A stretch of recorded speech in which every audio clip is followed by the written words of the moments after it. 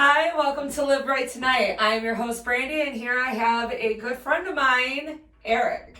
How you doing, honey? How are you? Good. It's been so long since I've seen you. It's been a really long time. Yeah.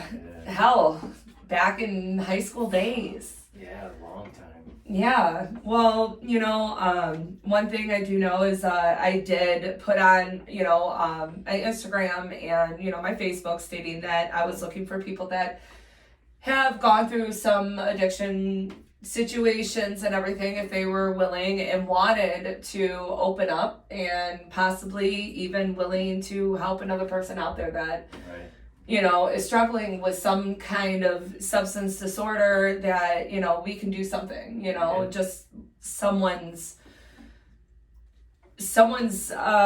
life, of going through it and coming out of it, that can change at least one person. That's what I'm here for, and I'm glad that you reached out to me, and I never knew that you went through something. Story. Yeah, you know what? People didn't know that I went through it because you hide it. Yeah. You find a way to hide it.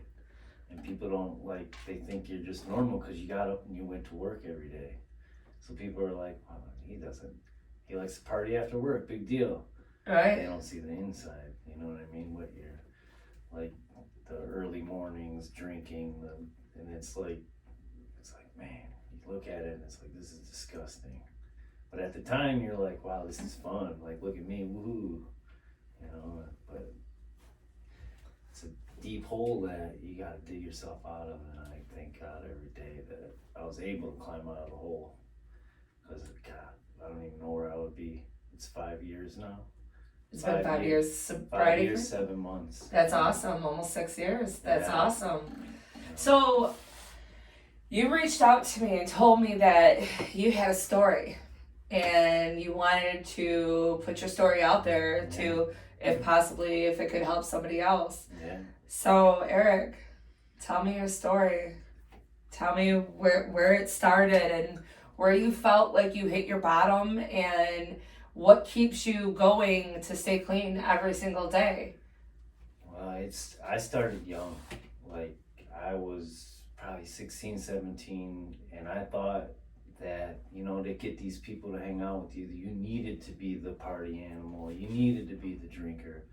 Well, after high school, that just led to, now I'm tired, and I want to have a drink. And then in the morning, it's like, my bones hurt. I can't get pills, so let's have beer. It was easy.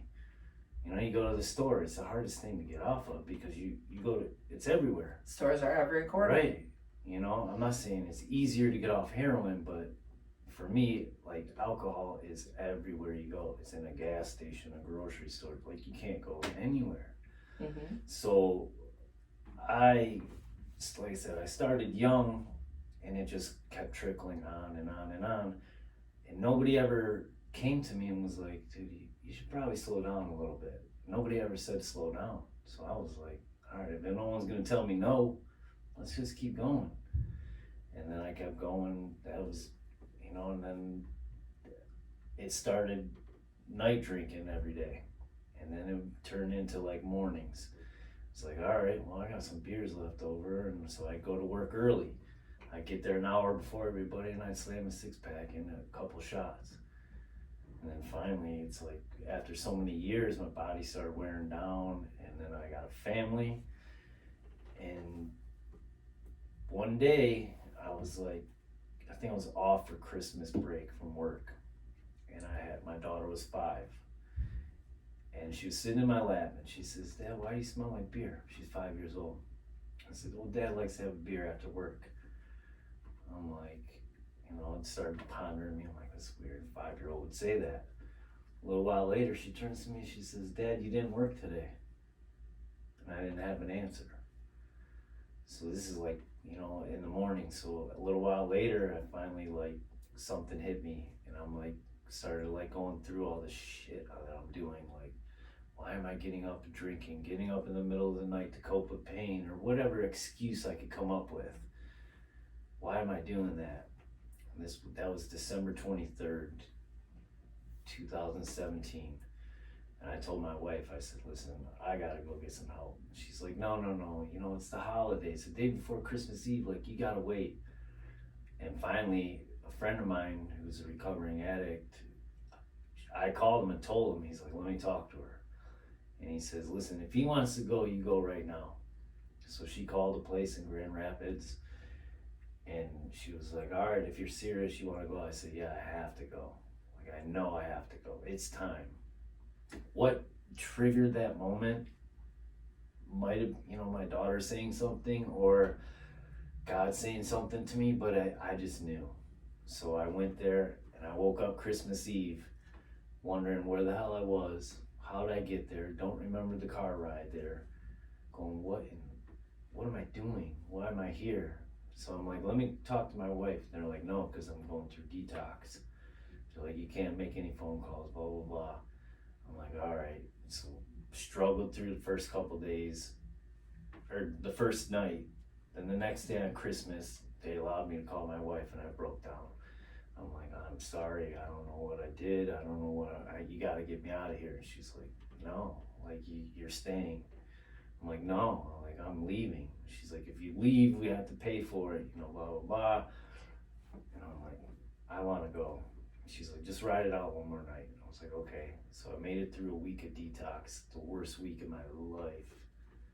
And I'll never forget it, and I don't ever want to. I pray nobody has to go through that, because it is terrible. The tremors, the shaking, the sweats, the not sleeping, the throwing up, it's just terrible. So I made it through the first week, and I finally got into the next step of rehab, and I called my wife, and I was like, you know what, I'm just gonna stick this out. Like, I'll ride it out. I'll go home, you know, I'll just drink occasionally, you know, I'll be fine. Like 20 days into it, I'm like, you know what, man, maybe I don't need to drink ever again. Like all the classes and stuff I was going to, hearing other people's stories. Mm-hmm. I'm like, you know what, maybe this isn't for me anymore. I'm 37 now. I started, you know, young, like 20 something years of partying. Maybe it is time to stop. And by the time I got done, I just knew, like, that's it. Like, there's no more. Like, maybe, you know, 20 years down the road, maybe, but I know right now, here today, like, I can't drink. There's no way. And ever since then, like, I don't go to meetings. You know, meetings aren't for everybody. You know, I don't go to meetings, but I have motivation. I keep my kids' names on my arm. I wear bracelets. Tattoos to just remind me every day, like, this is my new path. This is the path I have to stay on. And I stay clear of everything. You know, I still have to go out, and you see alcohol everywhere. But you know what? I just stay focused. I think of my kids. I think about the people that I've hurt, you know, lied to.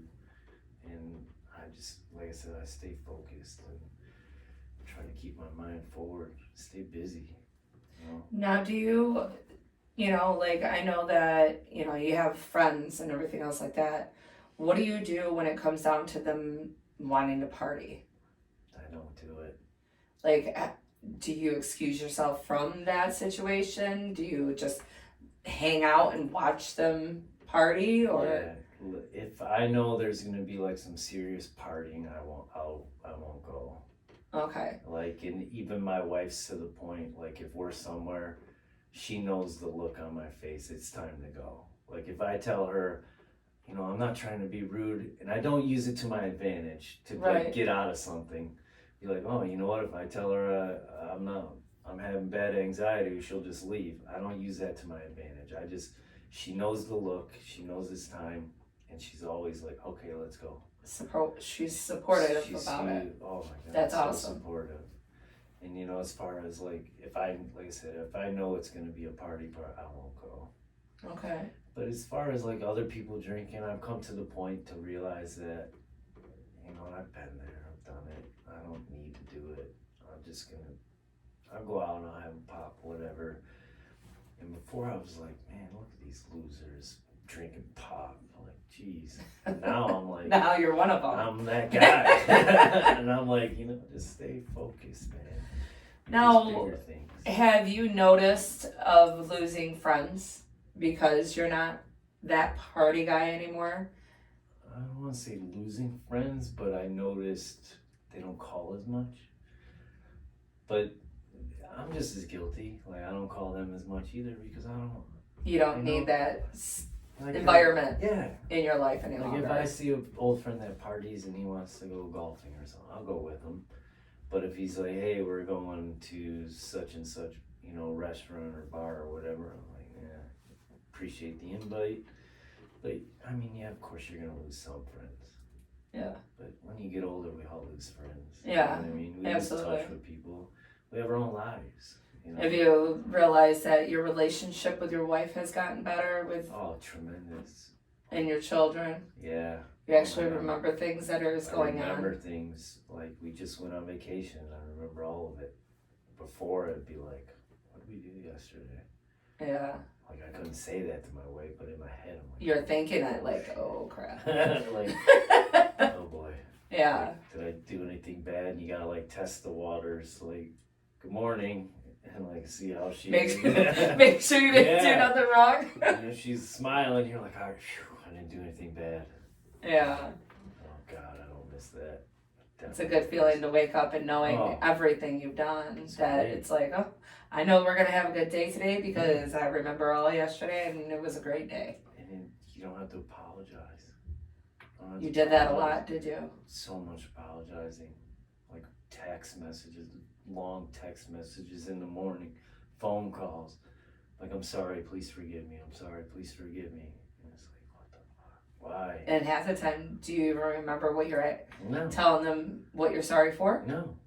You know you did something wrong, but I don't know what I did wrong. Right. And they're like, well, did you know that you did this to so and so? They're like, no. Like, are they mad at me? Yeah. Like, damn. Like, now I gotta call them and apologize. Like, dude, I don't miss that at all. Yeah. And I feel for people that go through it. I do. Like people, like some people I know, they're like, oh, you know what? Look at this dumb drunk. I don't look at them like that. I look at it like I feel bad. Like I wish I could do something for you. Like, maybe somebody knowing that you can come out of it. Maybe people think they can't get away from it, but you can. You come to a place like this, call somebody. Yeah. That's how it started. I had one phone call my wife called to a rehab. And rehab's not for everybody either. Right. But I knew it wasn't going to be like this overnight. I wasn't going to stop. Right. You needed that extra boost, that help. 43 days, and I'll never forget it. And I won't, missing a Christmas with my kids at 5 and 3. That's enough for me, man. Yeah. Not to miss that ever again. Well, you got lucky because not many people out there get, their addiction so, bad that, for you, that was enough. That was enough for you, but you doing it for you, that is the biggest thing. Because you won't, if you don't put your sobriety first, and I just did a podcast earlier and, his thing is, what he was saying, and it makes total sense. It's like, he's like, there's people out there that says I put my kids first. He's like, then they're going to be the first ones you lose. Yeah. Because you have to put your sobriety first. You have to put you first. Yeah. In order to put anything else there. Right. Because you'll lose it. If you don't put your sobriety first, you'll lose everything that you think is first in your life. And you know what? Like being an addict, you're selfish already. Mm-hmm. So why not be sober and selfish by putting yourself first? Right. It's not as selfish because but you're still, you have to have that. I don't look at it as selfish. I look at it as self-efficient. Because you have to put yourself first and your sobriety first. Because if you don't, then you lose sight. Yeah. You lose sight of everything that actually means something to you. Right. And that you're working for. Right. You don't want to sit there and, and it might sound awful, but you don't want to sit there and say, I put my kids first because, you continue focusing on what's first in your life that you think that's first, Yeah. and you lost sight of your sobriety. Next thing you know, you don't know if you're going to fall back into those lines. And then now your kids are, 10 and, 11 years old. And they're saying, Dad, I didn't know you drank. Like they were so young they could probably forgot. And now like them older be like, Dad, I didn't know you drank. And having that roller coaster hit you all over again. You have to put your sobriety first. You have to put you first in order to be sufficient to everything in your life. To maintain your life and to keep going forward and building what you want. Yeah, you're totally right. It's a tough roller coaster. Even 5 years later, like, there's bad days, and you're gonna have them. But you know what? For every bad day, there's 10 good ones. Yeah. Everybody has a bad day. You just gotta go through it, man. Go through it and just know that by the time you go to bed, you have a whole brand new day ahead of you. Stay fresh. That's one thing I do is like, what worked today? Like, maybe today just being sober isn't going to work for me, but maybe tomorrow it's not. Maybe I'm under some pressure. That's where you can call somebody or maybe go to a meeting if that's what you need to do. Is there someone that you call when you have those days where you're just like, oh my God? Yeah, like I talk to my aunt probably 3 days a week. She's like a mom to me. Or you know what, like my wife will know. Like if I have a bad day at work, she'll know, like, all right, let's sit down, talk have for a 5 conversation. minutes, let's just have it. Maybe not about what I'm going through, but about anything. Right. Just talk about getting my mind somewhere else. That's good. Yeah, you have to. You gotta have something. You have to have a support team because that's the biggest thing. You have to have somebody there that's going to support you and know, and that's awesome that your wife knows that look and knows that, about you to where she's like, let's have a conversation. Let's sit at the kitchen table and talk, and get you out of your head. And make you feel better about, and that's awesome because there's a lot of people that don't have that. And, and like I said, here we do so much here. Like we have peer coaches to where, they're kind of like a sponsor, but they're not, you should have your own sponsor, but you using your aunt and your wife, that's amazing that they're just going to be there all the time for you. And, but like here we do peer coaching, we have meetings, we have all different kind of activities, and we do kid events too, and it's just, flyers upstairs. Yeah, you should bring your kids. It's going to be fun. We have a kids day, we have a game night coming up, and, we're always doing something here. All month we have something going on that's and that's one thing I love is just like not only the meetings but the things that we do, it's all kid oriented too because we want you to be here, we want your family to be here, we want all of it because we want what supports you and what makes you happy because at the end of the day you're doing something that you ain't gonna have to worry about somebody falling over drunk, you ain't gonna have to worry about alcohol in your face or narcotics in your face because everybody here is they're clean, it's just not here. We're all the same person when you walk in the door. We're fighting a battle and we're pushing through it and we're all here for each other and doing the same thing, waking up each day and putting one foot in front of the other and just hoping to God that we can get through the day. And having those rough times, having somebody there to support us and to hear our story, let alone just even listen to us. Dude, that's the thing is getting anyone to listen. Like there's just some days like now that I'm sober I notice I'm more quiet, I get a little anxious so I don't talk as much, but then like if I get onto the phone with somebody or a phone call I can open up a little more versus like face to face and that's what they have all these numbers for is like call somebody, talk to a stranger, spill your guts. And that's sometimes what you need to hear what you're doing and you hear it in your head, you know what you're doing, but then when you speak it, you're like, well, wait a minute, dude, I'm an idiot. Like I need to fix this. can all be fixed, but do it before it's too late, you know? Absolutely. God, oh my God, I can just think of these times I woke up wondering how I got home.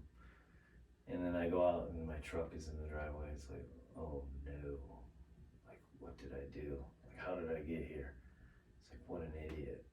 Like, it's Right. so dumb. Like, I don't. It's like you're happy that you're home, and it's like, oh my God, Yeah. the things that you could have done and just not even remembering, Right. you know, Or hitting did I someone. do anything? Yeah. You Did know? I do anything on the way home? Did I hit someone on the way home? I don't know. Right. Oh my God. It makes me sick. But you're sober today, and that's, Yeah. you know, that's what really matters is, you know, some people like to forget about their, you know, their addiction life, but, you know, it's to each their own, but Yeah. I know for myself, like, I would want to remember it just so I know the life that I was living wasn't great. Yeah. You know, it was like, okay, yeah, did I have fun times? But then again, Yeah. was it really fun? Yeah. Right. It's like, okay, yeah, I was just doing something that I did every single day. Yeah. So what did I accomplish? Nothing. There was nothing interesting about the day. It was the same freaking day, Yeah. just on a repeat. Right. You know, and So many repeats. yeah, and my biggest thing is like I would like to remember the hurt, who I've hurt, and the Yeah. pain that I felt, and you know, like you said, when you were getting sober, you know, the shakes, the body aches, the sweats. I would want to remember that and be like, do I really want to go through that again? Exactly. You know, like that was a bitch. I don't want to go through that again. Yeah, I won't forget it, and I don't forget it on purpose. Like I know that pain, and you know I've been in pain from injuries, but that pain is undescribable. Yeah. And I wouldn't wish it on anybody. And that, like you said, I don't want to forget it, and I don't want to forget those times, you know, because I want to know that's in the past and what I can do better to not do that. Yeah. You know, like how did I get myself into that situation? Okay, you know what? Now this time I'm going to go this way to get away from that situation. Yeah. You know, you need to learn. If you're not learning, you're not living. You know. Yeah, and you're not growing. You're not growing. Yeah, you gotta grow. You have to grow every day. Yeah. Yeah. Eric, I just want to say thank you Yeah, absolutely. for coming out here I'm and glad you telling had me me. your story, telling us your story, Yeah. and you know, like you said, you know, some meetings aren't for everybody, but as long as you have a good support team, Yeah. you know, and if that's what works, then Yeah. And let it it's keep It's not working. to say meetings don't work, because they do. They Oh, help yeah. a lot of people. Oh lot of yes, people. absolutely, they do work, you know, and everything works. You just gotta let it work. Yeah. You know, and each person can take their own road on how they want to do it as long as it works, you know, and I'm a big supportive about all that, you know. If you want to go to meetings and, you know, that's awesome, like continue. And if you don't, but yet you have a supportive family and supportive friends and people that are going to back you up and talk you down and, you know, make sure that you're on the right track, then I support that as well, as long as you know where you need to be. Right. And you know that no matter where you are in your life, our door is always open. Right.